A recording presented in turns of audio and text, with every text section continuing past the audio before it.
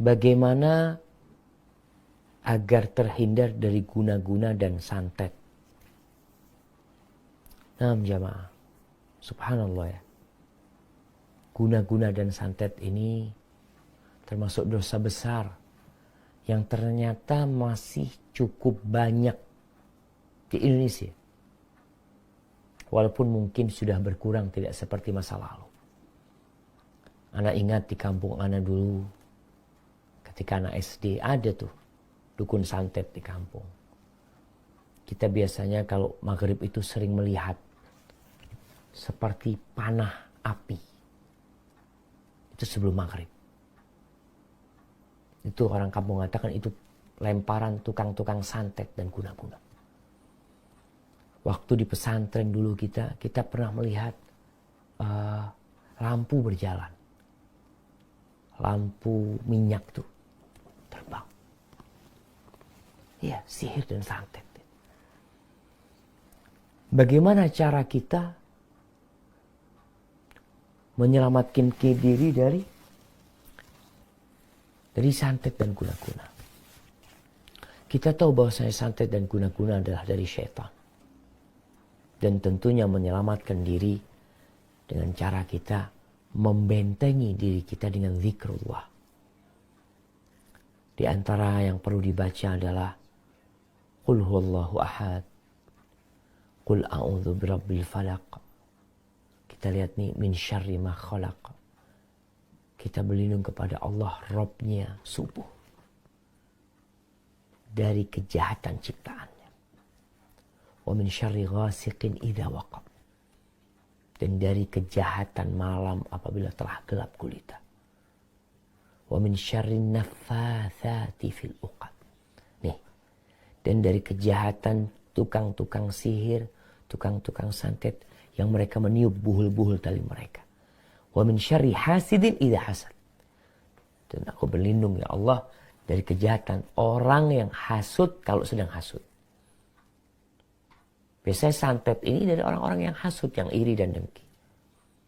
Maka berusaha untuk membaca itu. Qul a'udzu birabbin nas. Baca ayat kursi sebelum tidur. Ayat kursi setiap selesai sholat. Zikir pagi dan sore. Pagi dan petang dibaca. Orang tua kalau punya anak kecil, anaknya yang dibacakan. Bukan dengan jimat atau jampi-jampi. Tapi bacakan ruqyah. Rasul SAW meruqyah cucunya Hasan dan Husain. Dengan mengatakan u'idzukuma bikalimatillahi tammati min syarri syaitanin wahama wa min kulli ainin lama. Aku memintakan perlindungan untuk kalian berdua. Dari kejahatan setiap syaitan. Dan setiap binatang-binatang yang berbisa, binatang-binatang yang berbahaya, dan dari setiap mata yang hasud, yang mencela. Kata Nabi SAW, Kana Ibrahim alaihissalam. Dulu Nabi Ibrahim alaihissalam biasa membacakan hal ini untuk Ismail dan Ishak. Maka adalah kita berusaha untuk membaca hal itu. Kemudian rumah kita juga perlu kita membaca Al-Baqarah. Baca surat Al-Baqarah. Kalau nggak mampu baca capek, mungkin kita bisa menjadikan rumah kita senantiasa terdengar ayat-ayat Al-Quranul Karim. Bukan yang ada dalam rumah adalah lantunan-lantunan syaitan. Tapi yang ada adalah Kalamur Rahman. Yang kita dituntut untuk, sebagai seorang muslim, untuk membaca Al-Quranul Karim. Baca Al-Quranul Karim. Kemudian juga untuk terhina dari guna-guna dan santet ya. Kalau memang itu belum terjadi, maka berusaha seorang untuk berbuat baik kepada orang. Karena terkadang ada orang-orang yang menjadi tempat iri dan dengki bagi masyarakat karena dia buruk bermuamalah sama orang.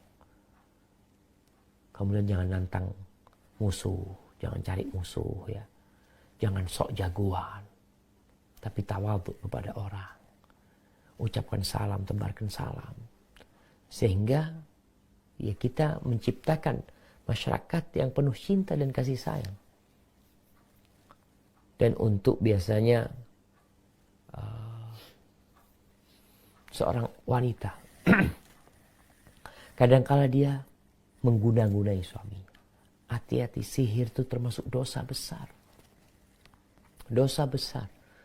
Bisa jadi mengantarkan kepada kesyirikan dan kekufuran.